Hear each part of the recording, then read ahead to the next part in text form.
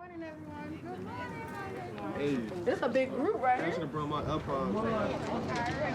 Hey, you guys. I'm good. I'm good. How are you? I'm Domo. I'm their leader. I'm their boss. This summer, I'm tour leader for my block, my hood, my city. Good morning. How y'all feeling today? Good. That's good. How you doing? I'm good. I go. I'm May. I go. I'm May. This is our third tour with CPD officers this year, which is exciting. We're thinking of this as having a dramatic impact on changing community interactions, and we're all about that. There's a lot to love in this community. There's a lot of deep history in this community. I want to turn it over to Dominetrius real quick, so she can talk a little bit about why she's a part of the youth-led tour. She's one of our veterans. Okay, my name is Dominetrius, as he say, and why we do these youth-led tours is because we want to show y'all the good things about our community and let our voice be heard, because with y'all here with the police, we'll feel like we protected and we'll have a connection. And also, we have a lot of history. So thank you, and I hope y'all enjoyed the tour. Thank you. You're welcome.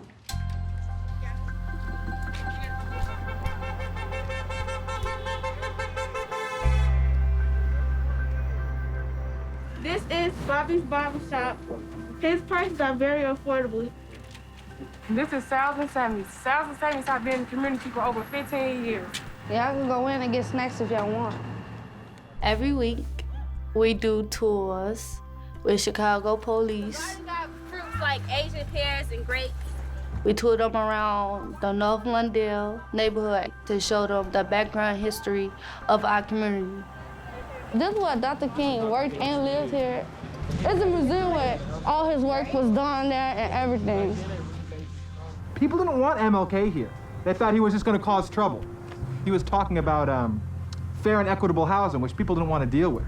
Despite threats of firebombing, despite threats of looting, despite threats by law enforcement, all of those things were meant to push him out, but he spoke here anyway to a packed crowd, and this began the beginning of his freedom movement. Good morning. Good morning. See, that's what I like to see. Like, they see us with police officers, they'll try to be more involved. Everybody think North Lundale is just so violent. And about us finding out a lot of history that we didn't know about, we wanted everybody else to see that too. I always wanted to be a lawyer. Nice.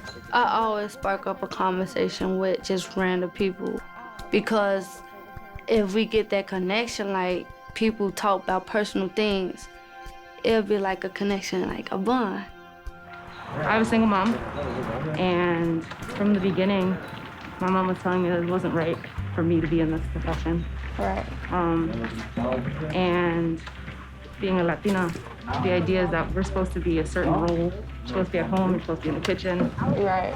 So to be able to break that stereotype Exactly. and be able to show my daughter as well that she could be whatever she wants. Yeah, that's important to me. Yeah, because they stereotype us a lot. You notice that. You get put in a box, Right. and you feel like you have to stay in that box. Right. Like, this conversation is important, because what other opportunity would I have had to be here? What you're doing has purpose, and you need to be able to believe in that and communicate that to others as well. Thank you. Yeah, Thank you. I'll take that advice. I'm going to take that advice. Yes, sir. What is one thing we don't know by looking at you? Well, one thing y'all don't know about looking at me is I'm the second to last child out of all 8. I'm the oldest of 5. I was born in South America and was adopted and brought here when I was like 1. I'm 20, and I'm a twin. I like camping and kayaking and hiking. I like poetry. I got 6 babies at home, and I married my high school sweetheart. The tours with Chicago PD is one of the most important tours of the organization. Youth and the police do not get along. So about us doing these tours, we want the police and our youth to get connected. Maybe it'll stop the violence, we don't know, but if we start something now, it would be big later. Question is, what are some life challenges you had overcome to become where you are now? Yeah, both of my parents, they're immigrants from Poland. They came here with very little. Learning English was very difficult for me at a young age. I had a tough time making friends, so I'm still trying to find that confidence. I think for me, one of the biggest challenges was making the decision to leave my neighborhood, especially for college. I went away to California, and it was my first time there. I was by myself. And so it's hard to make that mental shift that you literally going into the unknown. I can understand where you're coming from, and then especially I came back to Chicago to finish school here, so I could relate to this. Proud of you. They got struggles too. Everybody got struggles. It's like if you have a better understanding of others' point of view, you'll have a better understanding of yours as well. Thank you guys so much, and I'm proud of y'all. I'm glad that y'all want to make a change in our community. With the police being in North Lawndale neighborhood and seeing the kids interact with them, then it'll be a better chance for us to like grow up and be safe and stop the violence completely in our neighborhood.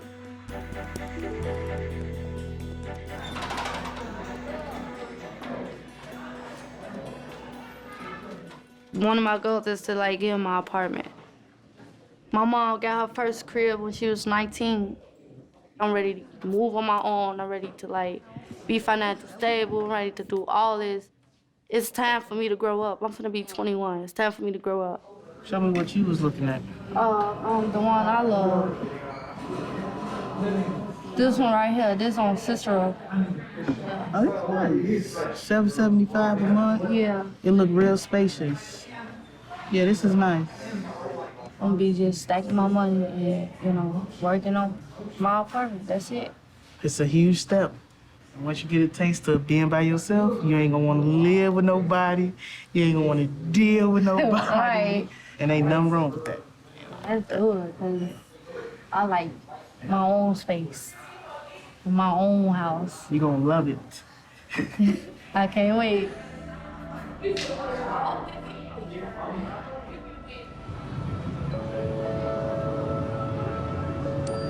My girlfriend, India, said she had a surprise for me.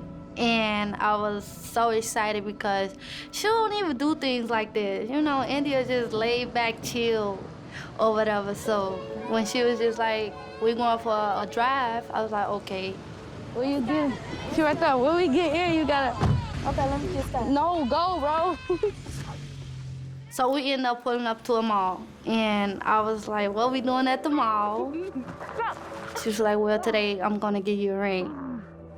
I was like, what? Okay. I need something with a diamond. I like that one. This one? Yeah. And she surprised me with one, and she gave me a bracelet with her name on it. I'm married, okay? Put it in the box. All right, you're gonna put it in the box. Oh, thank you. You too. After the ring situation, we ended up taking a walk downtown. That was my first time walking on the Riverwalk. It was very relaxing. It was very chill. Like you could walk, the air blowing, you with your significant other, y'all just talking about anything. It was great. What you trying to work on, Angie? It's not that I want to be around you 24/7. It's the simple fact you got me like that. Look at it. You gonna buy me that? Nope. Why not? Oh. Like, it's little. What about a teacup? When you finally feel like you found the right person and it will show you like this the one for you. How you gonna? You can't take this off, babe. I could go to her about anything. I could cry to her. I can tell her my issues without her judging me. I like I'm playing it out. You see this? You wanna take a picture? Yeah. Put your ring there. What your mama gonna say? Oh no. I feel like she's my soulmate. She's my soulmate. You made me cry. I can't stop smiling because it's pretty. Downtown is a getaway from my neighborhood. It's very pretty at night. All the lights come out, and that's when you feel like you're a part of something. Being downtown and being in North Lawndale is very different. If you see me walking down the street, It's like it gotta be in the morning time. It can't be at night. You can't walk by yourself nowhere at dark. You don't feel comfortable. You always gotta look over your shoulders. But downtown is different. You're free. My legs step. Ooh, my legs hurt. I got my dad's.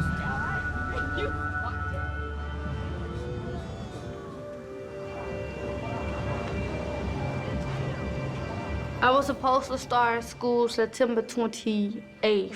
I was supposed to start my classes. And I was so excited to I had all my little camera stuff set up and my school stuff. Got that email.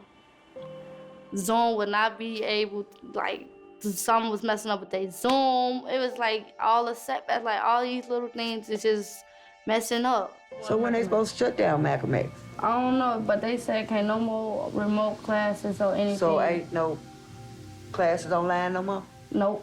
Oh, wow. I don't think it's looking good for me right now because I can't get access to school online. I can't go up there no more. So I really don't know what's gonna happen. And I was just like, I ain't gonna never get back in school.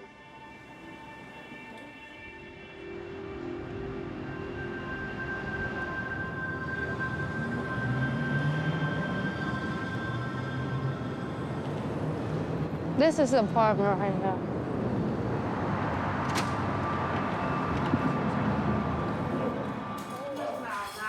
Jamal is like a father figure to me and my sister. He started my block, my hood, my city. He a very talented person, and he loved his community. He made people feel comfortable. He made people feel safe. He made people feel loved. A lot of people are not used to that.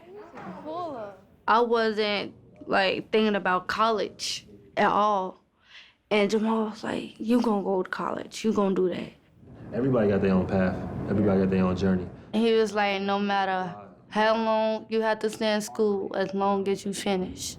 When I first started college, I had a 1.7 my first semester and they wanted to kick me out of school. But the thing is that when you come from not having no teachers or never having read a book, or I wanted to be a drug dealer, so just looking at seriously, I mean, all my friends sold weed, and it was like, so then to be taken out that environment to go to Nebraska for me was just like, I was like, man, I'm having a hard time adjusting. I'm having a hard time with it all. And then when I first heard how he grew up and how it was hard for him to go to college, it really was we wasn't the only one by ourselves that was going through stuff like that. I was able to go to college in Nebraska and get away from my surroundings for 4 years, and that's when I realized that exposure is key. When I stopped paying my parents' rent and I could get away for 4 years, when I stopped having my friends getting killed around me or my friends being bad influences around me, I was able to have hope. I was able to focus on my goals. It's hard to focus when you got so much murder and so much things going on around you. It's hard. This ain't how it's supposed to be. I know what you think on your block is the world, but it's not. Anyway, man, just step outside your comfort zone. Explore different places, experience different things, and you'll evolve. You got people that love you. Anytime you need support, you know you got that. That's really all it's about, is having that support. Yeah, having that support. Yeah, so, hey, take it in stride and kill it, man. Just have that in your mind. I'm gonna graduate. I'm gonna graduate. When I walk that stage, this is life. You tell her. Having those talks really opened me back up. It really motivated me. I can do it. Don't give up. You go through hard times in life, you just gotta overcome it. And if I know if Jamal can do it, I can do it too. This is just the beginning. Keep going.